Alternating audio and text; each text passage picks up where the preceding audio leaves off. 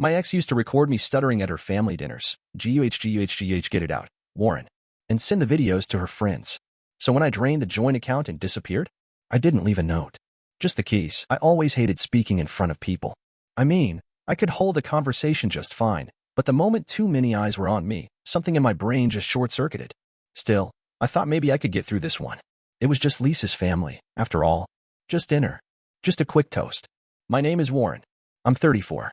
I live in Lancaster, Pennsylvania, and for a long time, I honestly thought I was happy. That night, Lisa's family had all gathered at her parents' house for Sunday dinner, something they did once a month, without fail. The table was full: roast chicken, scalloped potatoes, Lisa's sister Madeline's half-burned green beans. Her dad, Kobe, was already 2 glasses into a bottle of red and cracking jokes like he was the funniest guy on earth. Lisa's mom sat quietly, smiling and nodding like always. And Lisa, well, she was glowing. Laughing, talking, tapping her wine glass with a spoon to shush everyone. Warren's got something to say, she said, grinning as all eyes turned to me. Go on, babe. I cleared my throat. My palms were sweating. I'd spent the whole drive over rehearsing what I wanted to say. Just a few sentences about how I'd been offered a promotion at the insurance firm. Not a big deal, not flashy, but a solid step forward. Something I was proud of. I started, then paused as my tongue clung to the roof of my mouth. I wanted to share some good. The words stuttered out like a scratched CD. I felt my chest tighten. I took a breath, trying again. Good. And that's when it happened. Lisa, without missing a beat, leaned forward and mimicked my voice, dragged out the syllables, twisted her face like I was a cartoon. Some good, she said, then burst into laughter. The room froze. Then, Kobe let out a roar. Jesus, Lisa, he howled. You're brutal. Madeline kept her eyes on her plate. Lisa's mom blinked a few times and forced a tight smile. I just stood there, swallowing the burn in my throat. It's fine, I muttered, forcing a laugh that felt like gravel. I'll just get started on the dishes. I pushed back my chair and walked into the kitchen, letting the clatter of plates drown out the voices behind me. They were still laughing. Lisa, her dad. Even Madeline let out a chuckle. I scrubbed the same plate for nearly 5 minutes, my jaw clenched so tight it hurt. That was the first time I realized how easy it was for Lisa to humiliate me, and how comfortable her family was watching it happen. And I said nothing. Because back then, I thought that was just how love worked. I didn't sleep much that night. After we got home, Lisa went straight into the bedroom like nothing happened. She tossed her heels in the corner, peeled off her makeup, and scrolled through her phone in bed while I stood in the bathroom, brushing my teeth like a robot. We didn't talk about what happened at dinner.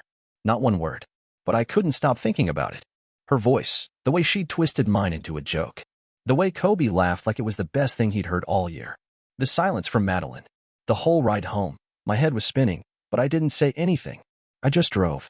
Around 3 in the morning, I gave up trying to sleep and went to the living room. I sat on the couch in the dark with my phone in my hand, scrolling mindlessly, then aimlessly, then nervously. I don't know what I was even looking for. Maybe a reason to believe it wasn't as bad as it felt. Maybe proof that I was overthinking. I got neither. I don't usually snoop through Lisa's phone. I don't like that feeling, the suspicion, the secrecy, but something inside me itched. Like my gut was pulling me forward without asking my permission. Her phone was on the nightstand. Unlocked. She always left it that way. I opened her photos. Recent videos. And there it was. A clip from the dinner, less than 12 hours old. The camera shook with laughter as Lisa zoomed in on me mid-sentence. Get it out, Warren. She was whispering, giggling so hard she nearly dropped the phone. In the background, Kobe shouted, just spit it out, son. My stomach turned. I checked the comments under the video. One of her friends had replied, OMG Lisa, stop, you're going to hell. Lisa replied with 3 crying emojis and a devil face. I should have stopped there. But I didn't. There were more. Older ones. From other family dinners. Clips of me stumbling over words. Captions like, our little poetry slam, Stutter King, can't take this man anywhere. Some were from Lisa. Some were from her group chats. Her and Kobe laughing about how I couldn't even string a full sentence together. One even had Kobe joking Lisa could have married a real man. I felt something go cold in my chest. This wasn't teasing. This wasn't playful. This was planned. Collected. Shared. She wasn't laughing with me. She was laughing at me. And she had been for months. I sat there for a long time, staring at the screen until the phone dimmed and locked itself. I didn't wake her up. I didn't throw the phone or scream or demand answers. I just sat there, gripping my knees, staring at the floor like it might have answers I couldn't find in her eyes. Because now I knew this wasn't a one-time joke. It was who she really was. The next morning, I got up before Lisa. She was still wrapped in the covers, breathing steady, her phone resting on the charger like it hadn't burned a hole in my chest the night before. I walked quietly into the kitchen, made coffee, and stared out the window while it brewed. Something in me had shifted. Not a scream, not a breakdown, just a cold, heavy clarity. I wasn't going to confront her. Not yet. I needed a plan. That day, during my lunch break, I scheduled a consultation with a divorce attorney. Her name was Brenda. Calm voice. Sharp eyes. I told her about the videos, the group chats, the way Lisa had mocked me. She nodded like she'd seen it before. Document everything, she said. And don't tip your hand. So I did. I started a private folder on my laptop and backed up every screenshot, every video, every message. I saved them to a cloud account Lisa didn't know about. I took photos of financial statements, joint account balances, credit card bills, anything that could be used later if things turned ugly. I even recorded a couple conversations when she slipped back into that mocking tone. I opened a new bank account in my name only. I started funneling a portion of my paycheck there, just small amounts she wouldn't notice. I told her I was helping my cousin set up a college fund. She didn't ask questions. She never really cared about the details when it didn't involve her. 2 weeks in, I rented a small storage unit across town. It was tucked behind a strip mall, barely big enough for more than a few boxes and some personal things.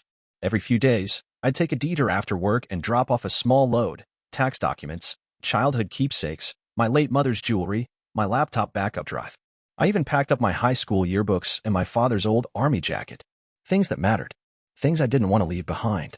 At home, I pretended everything was normal. I smiled. I kissed her goodnight. I let her tell stories about work and laugh at her own jokes. I slept on the couch, claiming I'd pulled something in my back. She shrugged. Whatever. I like having the bed to myself. That was Lisa. Selfish. Detached. Cruel in quiet ways. I didn't expect her to notice the change in me, and she didn't. She was too busy being amused by her own games to realize I had stopped playing. By the time I was ready to leave, she wouldn't see it coming. And that's exactly how I wanted it. When Lisa told me she had a 3-day business trip in Chicago, I nodded like it was no big deal. I even offered to drive her to the airport. You're being so helpful lately, she said while buckling her seatbelt. Whatever happened to that grumpy phase you were in last month? I smiled.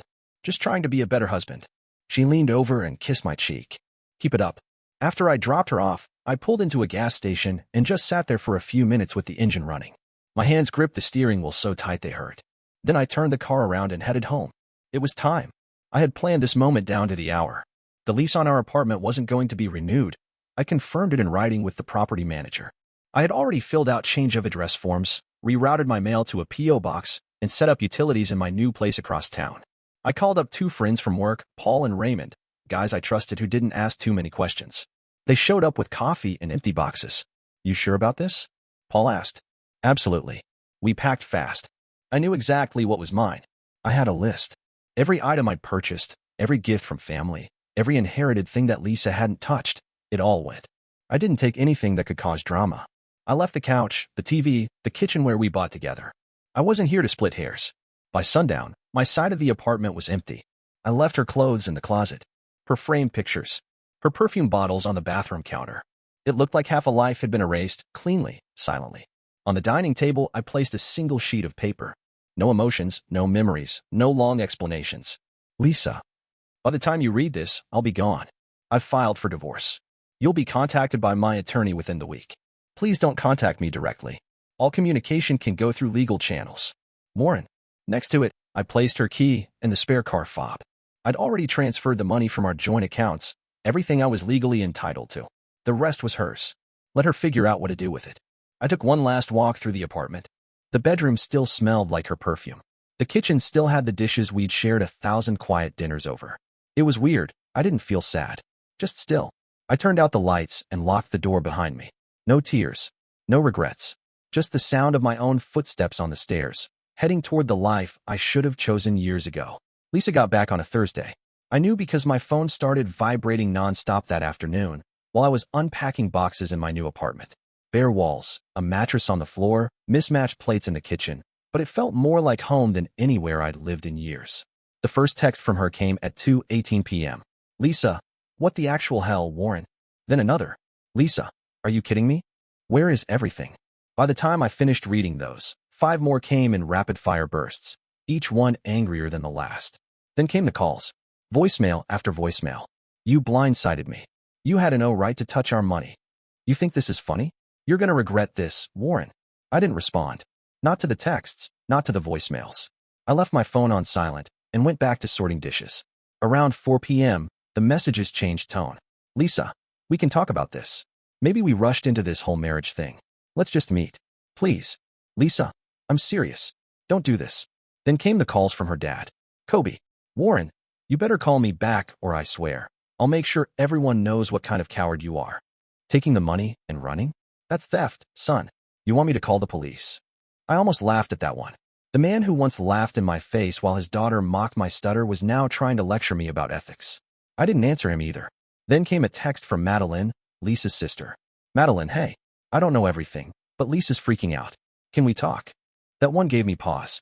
She'd never joined in on the jokes. If anything, she always looked uncomfortable when Lisa started up.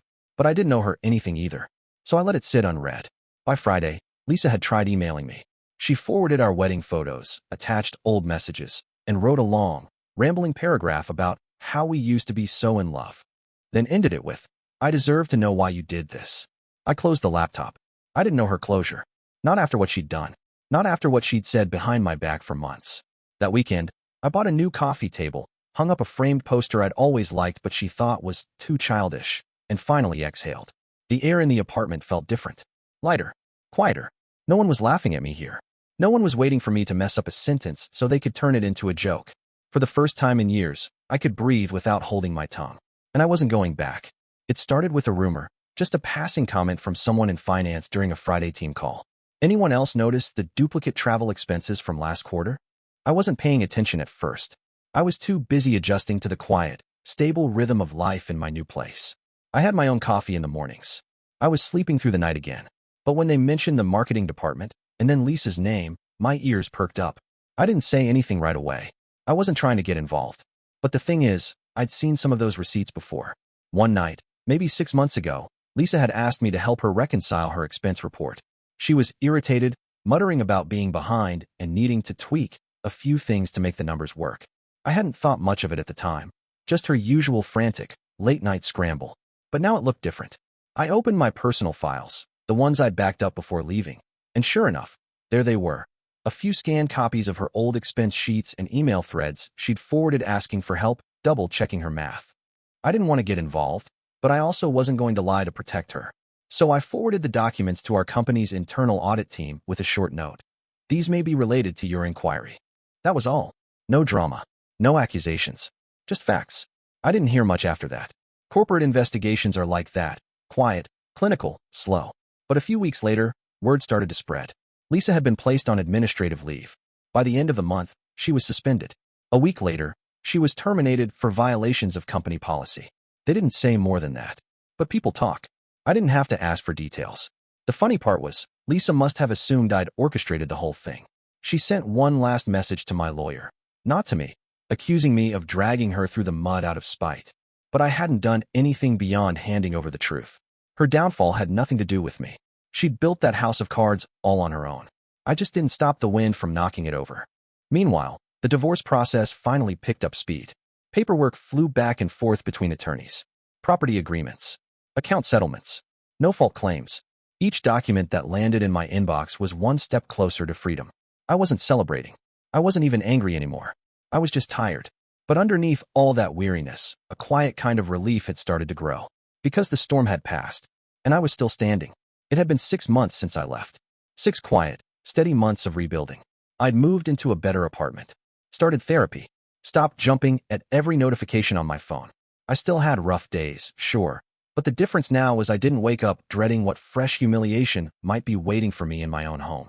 Then, one Saturday morning, there was a knock at my door. Not a buzz from the front gate. A knock. Up close. Direct.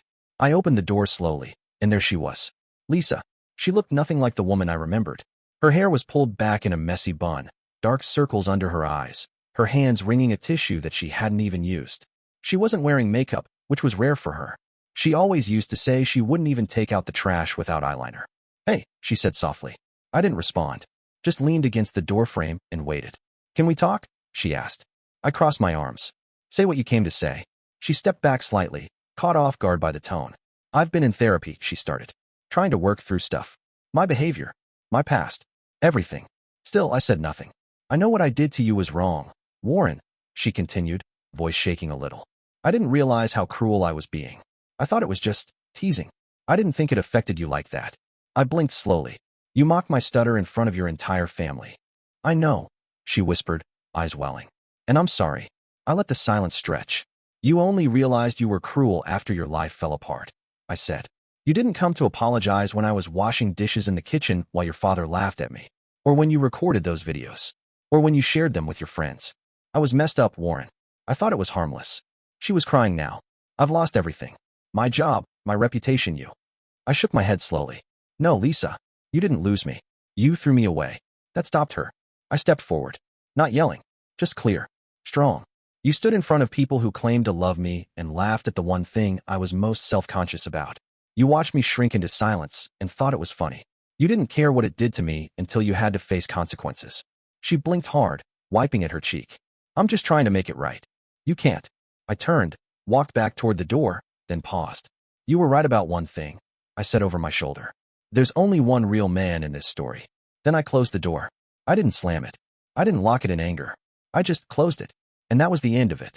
It's strange how quiet can feel like a luxury. After everything, the mockery, the betrayal, the chaos of moving out and cutting ties, silence was what I clung to the most. No more waking up to yelling. No more fake laughter echoing down the hallway. No more walking on eggshells in my own home. Just the hum of my fridge. The soft shuffle of socks on wood floors. My own breathing. 6 months had passed since that last confrontation with Lisa. I didn't hear from her again after I closed the door. No more texts. No calls. No surprise emails. Nothing. It was over. And in that stillness, I started figuring out who I was again. I'd been seeing a therapist named Karen every Thursday at 6 p.m. She had a small office above a bakery and always offered tea I never drank. The first session, I barely spoke. Just sat there with my hands in my lap and tried not to stutter when I told her what happened. Now, 6 months in, I actually looked forward to those sessions. We talked about the past, the way Lisa used my speech as a weapon, the way I let it go for so long because I thought love meant tolerance, the way her laughter felt like a blade instead of a joke. Karen helped me unpack all of it. She didn't rush me, just listened and let me come to my own realizations. You weren't weak, she said once. You were surviving. And now, you're healing. That stuck with me. Slowly, my stutter eased. It wasn't gone. I don't think it ever really will be, but the tension behind it had loosened. I could speak without flinching now. I could order coffee without rehearsing it in my head. I could answer the phone without dreading who was on the other end. I started taking better care of myself, too. Cooking real meals. Joining a gym down the street. I even bought a bike and rode it every Sunday morning, just to feel the wind in my face. I'd forgotten how good that could feel, just existing in motion, no one watching, no one judging. I got promoted at work. Quietly. No celebration, no speech. Just a nod from my boss and a bump in pay. I smiled the whole walk home that day. In my apartment, my little one-bedroom on the east side, finally started to feel like home. I painted one wall navy blue. Hung up art I actually liked. Bought a couch that fit just me, perfectly. I didn't miss her. Not anymore. I missed who I thought she was. The version I held on to in the early days. But now I knew better. And I was done grieving someone who never really saw me. The only person I needed to become whole again was me. The divorce was finalized on a Wednesday. There was no courtroom drama. Just a few signatures, a quiet email from my lawyer, and a PDF attachment that marked the official end of something I used to think would last forever. I didn't feel relief right away. I just sat there at my kitchen table, staring at the email like it might suddenly burst into flames or rewrite itself. But it didn't. It just sat there, cold and sterile, a clean break on digital paper. I thought that would be the end of it. But the next morning, my phone buzzed. Lisa, I just want to understand. How did it get this far? How could you walk away without ever giving me the chance to explain? I stared at the message for a long time. It wasn't anger that rose in me. Not sadness.